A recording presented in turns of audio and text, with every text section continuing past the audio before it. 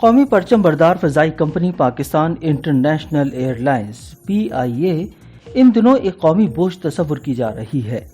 کوئی کہتا ہے کہ PIA کو مفت لے جاؤ تو کوئی کہتا ہے کہ قومی خزانے پر بوجھ ہے، اس کو بند کر دیا جائے۔ PIA کے قیام پاکستان کے بعد نوزائیدہ ملک کے دنیا بھر میں تعارف کے علاوہ ترقی، خوشحالی اور دفاع وطن میں اہم کردار ادا کرنے والا ادارہ ہے۔ ایک وقت تھا کہ ہر چند منٹ میں PIA کا طیارہ دنیا کے کسی نہ کسی ہوائی اڈے پر اترا یا پرواز کر رہا ہوتا تھا اور یہ ایئر لائن قومی پرچم کو دنیا بھر میں لہراتی تھی۔ آج ہم اس قومی اثاثے کی عظمت رفتہ کا جائزہ لیتے ہوئے اس کے زوال کے اسباب پر ایک دائرہ نظر ڈالیں گے۔ PIA کی تاریخ پر نظر ڈالی جائے تو پتہ چلتا ہے کہ بانی پاکستان قائد اعظم محمد علی جناح اس بات سے بخوبی واقف تھے کہ پاکستان کو قیام کے بعد ہی دنیا بھر سے رابطے کے لیے ایک ایئر لائن کی ضرورت ہوگی۔ قائد اعظم نے معروف مسلم صنعت کار MA اصفہانی کو ایئر لائن قائم کرنے کی ہدایت کی۔ اکتوبر 1946 میں ایک نئی ایئر لائن اورینٹ ایئر ویز کے نام سے کلکتہ میں رجسٹرڈ کروائی گئی، جس کے چیئرمین MA اصفہانی تھے اور air vice marshal OK Carter کو جنرل مینیجر تعینات کیا گیا تھا۔ اس ایئر لائن کے لیے امریکہ سے ڈگلس DC-3 مسافر طیارے خریدے گئے اور 4 جون 1947 کو کولکتہ سے رنگون کے لیے پہلی پرواز آپریٹ ہوئی۔ اس طرح یہ جنگ عظیم کے بعد بر صغیر سے کسی بھی ایئر لائن کی پہلی بین الاقوامی کمرشل پرواز تھی۔ قیام پاکستان کے بعد بھارت سے پاکستان ہجرت کرنے والوں کے انخلاء کے لیے دہلی سے کراچی پروازیں چلائی گئیں۔ اسی دوران اورینٹ ایئر ویز نے اپنا صدر دفتر کولکتہ سے کراچی منتقل کیا اور کراچی سے ڈھاکہ کے درمیان نہایت درکار فضائی رابطہ قائم کیا۔ اس وقت ادارے کے پاس 2 ڈگلس طیارے تھے، 3 پائلٹس اور 12 میکینک تھے۔ اس کے باوجود ایئر لائن نے کراچی، لاہور، پشاور اور کراچی، کوئٹہ، لاہور اور کراچی، دلی، کلکتہ، ڈھاکہ کے روٹس پر آپریشن شروع کیے۔ 1949 کے اختتام تک اس کے بیڑے میں 10 DC-3 اور 3 کونویئر 240 طیارے شامل ہو چکے تھے۔ اورینٹ ایئر ویز ایک نجی ایئر لائن تھی، لیکن وہ پاکستان کے لیے نہایت اہم خدمات سر انجام دے رہی تھی۔ تاہم وسائل اور سرمایہ محدود ہونے کی وجہ سے ایئر لائن کی ترقی متاثر ہو رہی تھی اور حکومت بھی ایک سرکاری ایئر لائن چاہتی تھی۔ اس لیے اورینٹ ایئر ویز کو جنوری 1995 میں قومی پرچم بردار فضائی کمپنی PIA سے ضم کر دیا گیا۔ اسی سال PIA نے اندرون ملک پروازوں کے علاوہ لندن کے لیے پہلی بین الاقوامی پرواز چلائی۔ بین الاقوامی روٹ پر پرواز کرنے سے PIA نے ملک کے لیے قیمتی زر مبادلہ کمانا شروع کیا اور PIA کی ترقی کا ایک سنہرا دور شروع ہوا۔ سال 1959 میں حکومت پاکستان نے ایئر کموڈور نور خان کو PIA کا مینیجنگ ڈائریکٹر مقرر کر دیا۔ PIA نے 1960 میں جیٹ طیارہ بوئنگ 707 خریدا اور جیٹ طیارے استعمال کرنے والی ایشیا کی پہلی ایئر لائن بن گئی۔ لندن کے بعد PIA نے امریکہ کے لیے پروازیں شروع کی اور اس دوران PIA کی فضائی بیڑے میں مسلسل اضافہ ہوتا رہا۔ سال 1964 میں چین کے لیے پہلی پرواز چلا کر PIA اس سے فضائی رابطہ قائم کرنے والے کسی غیر کمیونسٹ ملک کی پہلی ایئر لائن بن گئی۔ اس حوالے سے چینی فوج کے ایک جنرل کے پوتے نے چند سال قبل ایک کانفرنس میں یہ واقعہ سنایا کہ جب PIA کی پرواز بیجنگ کے ایئرپورٹ پر اتری تو اس وقت چینی حکومت اور عوام میں جوش و خروش نہایت عروج پر تھا اور آج بھی بوڑھے چینی اس دن کو یاد کرتے ہیں۔ اس کے بعد air vice marshal Asghar Khan نے PIA کا انتظام 3 سال کے لیے سنبھالا تو انہوں نے فضائی میزبانوں کا نیا یونیفارم فرانسیسی ڈیزائنر پیری گارڈن سے ڈیزائن کروایا۔ اس کے دنیا بھر میں چرچے ہوئے اور PIA ترقی یافتہ پاکستان کی شناخت بن گئی۔ کیپٹن عائشہ رابعہ کہتی ہیں کہ PIA کا یونیفارم بہت خوبصورت تھا۔ جب وہ کسی بھی ملک کے ایئرپورٹ پر پائلٹ کے یونیفارم میں اترتی تو لوگ حیرت سے دیکھتے کہ پاکستان میں خواتین پائلٹس بھی ہیں۔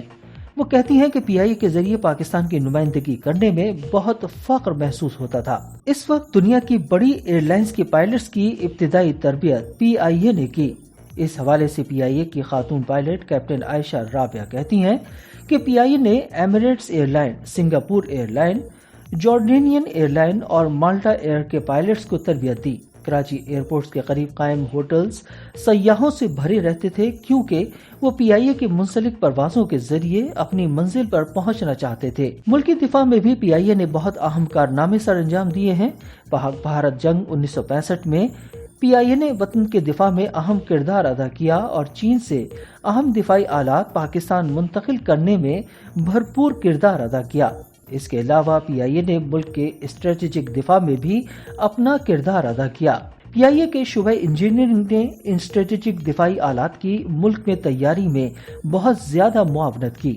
بین الاقوامی سطح پر جب بھی پاکستانیوں کو کسی مشکل کا سامنا کرنا پڑا تو اس میں پی آئی اے نے فرنٹ لائن پر کردار ادا کرتے ہوئے پاکستانیوں کے انخلا میں معاونت کی۔ کورونا کے دوران جب دنیا بھر سے پروازیں بند ہو گئی تھیں تو پی آئی اے کے عملے نے جان پر کھیلتے ہوئے 2.5 لاکھ پاکستانیوں کو بیرون ملک سے وطن منتقل کیا۔ یوکرین پر روس حملے کے بعد پاکستانیوں کو پولینڈ سے خصوصی پروازوں کے ذریعے وطن لایا گیا۔ اس کے علاوہ بشکیک، عراق، یمن، سوڈان، افغانستان سے انسانی ہمدردی کی بنیادوں پر انخلا کے آپریشن گزشتہ 2 سال کے دوران کیے ہیں۔ اس کے ساتھ ہی پی آئی اے پر بھی مارشل لا قوانین کا نفاذ کر دیا گیا اور ادارے میں بڑے پیمانے پر ملازمین کو برطرف کرنے کے علاوہ گرفتاریاں بھی ہوئیں اور حکومت نے ایک تجارتی ادارے کو وزارت دفاع کے ماتحت کر دیا، جس سے پی آئی اے کی ترقی کو بہت بڑا دھچکا لگا۔ ایک دہائی میں وائٹ باڈی طیاروں کی آمد سے شہری ہوابازی کی صنعت میں تیزی سے تبدیلی آنے لگی، مگر پی آئی اے اپنے انتظامی ڈھانچے کو تبدیل کرنے کو تیار نہ تھی اور نہ ہی پی آئی اے کے انتظامیہ اور نہ ہی پالیسی ساز شہری ہوابازی میں ہونے والی تبدیلیوں کو سمجھ سکے، جبکہ ادارے کی پالیسی سازی میں ملازمین کا کردار مکمل طور پر ختم ہو چکا تھا۔ پی آئی اے کے انتظامی ڈھانچے کی مشکلات اپنی جگہ، مگر ادارے کے لیے ملک کے اندر سے بھی مشکلات کھڑی کی جاتی رہیں۔ اوپن اسکائی پالیسی کے تحت نجی ایئر لائن کو اجازت دی گئی، لیکن پی آئی اے کے مقابل شاہین ایئر لائن کو ملک کی ایک نئی قومی پرچم بردار فضائی کمپنی کے طور پر کھڑا کر دیا گیا۔ اس سے پی آئی اے کو شدید نقصان ہوا۔ شاید پاکستان واحد ملک تھا جہاں 2 قومی پرچم بردار فضائی کمپنیاں آپریٹ کرتی تھیں۔ پی آئی اے نے خطے میں ابھرتی معیشتوں جیسی کہ متحدہ عرب امارات کو اس کی ایئر لائن قائم کرنے کے لیے نہ صرف تکنیکی معاونت فراہم کی بلکہ اپنے ایک بوئنگ 737 طیارہ بھی ابتدائی آپریشنز کے لیے فراہم کیا۔ ایمریٹس ایئر لائن نے پہلی پرواز بھی دبئی سے کراچی کے لیے چلائی۔ اس ایئر لائن کے قیام سے پی آئی اے کے ملازمین نے بہتر تنخواہ، مراعات اور کام کرنے کی بہتر حالات کی وجہ سے بڑے پیمانے پر ایمریٹس ایئر لائن کا رخ کیا اور پی آئی اے میں سیاسی طور پر بھرتی ہونے والے افراد ہی باقی رہ گئے جو ایئر لائن کو آگے بڑھانے کی اہلیت نہیں رکھتے تھے۔ پی آئی اے نے ایک اندازے کے مطابق دنیا کی 25 ایئر لائنوں کو تکنیکی معاونت فراہم کی ہے اور آج بھی دنیا بھر میں پاکستانی پائلٹس اور ایویشن ماہرین کی مانگ ہے۔ دنیا میں ایئر لائنوں کے انتظامی ڈھانچے میں بڑی تبدیلیاں ہوئی ہیں اور ایئر لائنز نے اپنے شعبہ انجینئرنگ، فلائٹ کچن، گراؤنڈ اور پیسنجر ہینڈلنگ کے شعبوں کو یا تو آؤٹ سورس کر دیا یا ان کی ذیلی کمپنیاں بناتیں، جبکہ پی آئی اے آج بھی اپنے 1960 میں قائم کردہ انتظامی ڈھانچے پر کام کر رہی ہے۔ ایک بورڈ آف ڈائریکٹر کو طیاروں کی خریداری، آپریشنز، انجینئرنگ، پروازوں میں کھانے اور ہر طرح کے فیصلے کرنے پڑتے ہیں۔ ان فیصلوں کی توثیق حکومت کرتی ہے، جس سے فیصلہ سازی درست طور پر نہیں ہو پاتی۔ پی آئی اے کے ملازمین بھی کسی بڑی تبدیلی کے تیار نہیں ہیں۔